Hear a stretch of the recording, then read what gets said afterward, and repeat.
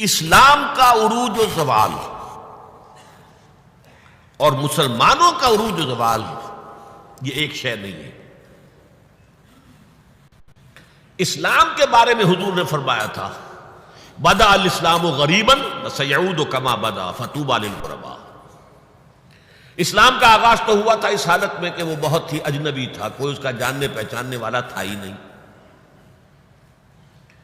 دوبارہ اگرچہ اس کے بعد حکومت تو آ گئی، ایک دور آ گیا، اسلام کا غلبہ ہو گیا، لیکن ان قریب اسلام دوبارہ غریب ہو جائے گا، دوبارہ اجنبی ہو جائے گا۔ ان قریب سیعود، سین کے ساتھ جب عربی زبان میں فعل مستقبل بنتا ہے، سوفا وہ ذرا دور کی بات ہے، لیکن بس سیعود ان قریب وہ دوبارہ غریب ہو جائے گا۔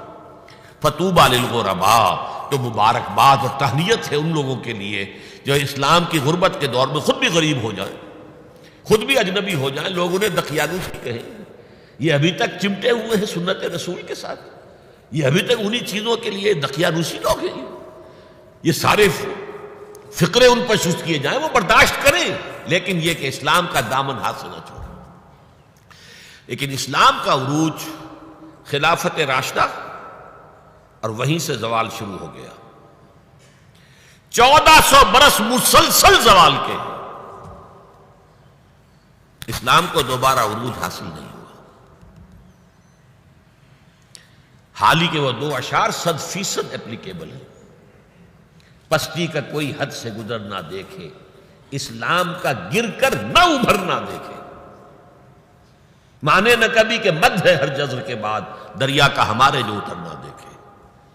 اسلام کا تو عروج پھر نہیں آیا، پھر وہ خلافت راشدہ تو آج تک قائم نہیں ہوئی، پھر ایک مکمل دین نظام کی حیثیت سے تو دنیا میں کہیں نہیں آیا۔ ہاں مسلمانوں کی بڑی بڑی شتوت شوکت، ان کا دبدبا، ان کا رعب، ان کی حکومت نہیں ہے۔ اس میں یہ ہے کہ 2 عروج آ چکے ہیں، 2 زوال آ چکے ہیں۔ مسلمانوں کا پہلا عروج تھا اسلام اور مسلمانوں کا ساتھ ساتھ، حضور کا دور، خلافت راشدہ، یہاں اسلام اور مسلمان ساتھ ساتھ جا رہے ہیں۔ اس کے بعد اسلام کا تو زوال شروع ہو گیا، مسلمانوں کا عروج جاری رہا۔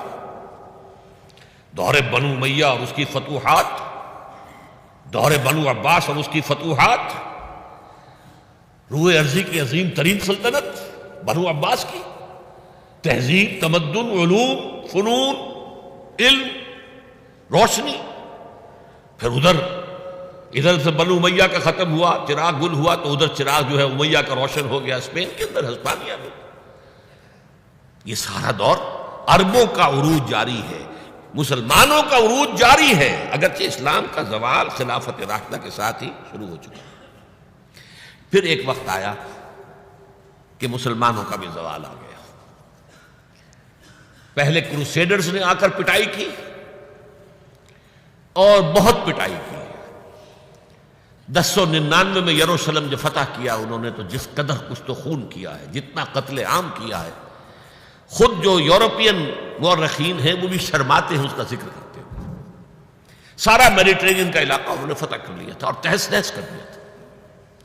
خیر اس کو تو 88 برس کے بعد صلاح الدین ایوبی رحمۃ اللہ علیہ نے واپس لے لیا، لیکن پھر اگلی صدی میں جو طوفان آیا ہے تاتاریوں کا، کروڑوں مسلمان قتل ہوئے، کروڑوں۔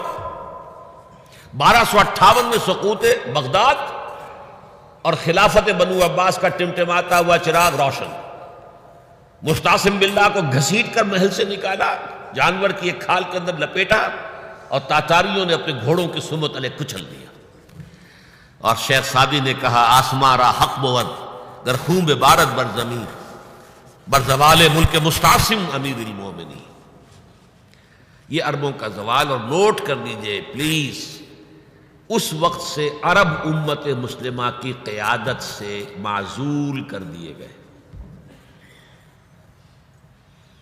آج تک معزول ہیں۔ دوبارہ عروج مسلمانوں کو ہوا، لیکن وہ ایک معجزہ، جن تاتاریوں نے کروڑوں کو مارا تھا مسلمانوں کو، وہی ایمان لیا۔ انہوں نے مسلمانوں کو کانکر کیا تھا، اسلام نے انہیں کانکر کر لیا۔ ہے آیا فتنہ تاتار کے افسانے سے، پاسباں مل گئے کعبے کو صنم خانے سے۔ اب یہ تاتاری ہورس تھے، ترکس، انہیں قیادت ملی عالم اسلام کی۔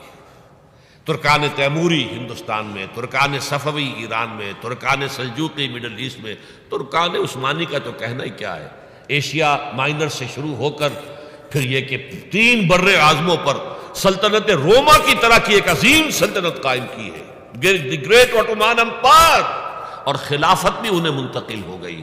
یہ جو دوسرا عروج تھا یہ ترکوں کے زیر قیادت تھا، عربوں کے نہیں۔ لیکن پھر اس کا بھی زوال آ گیا۔ اس کا زوال آیا یورپین کولونیلزم کے ہاتھوں۔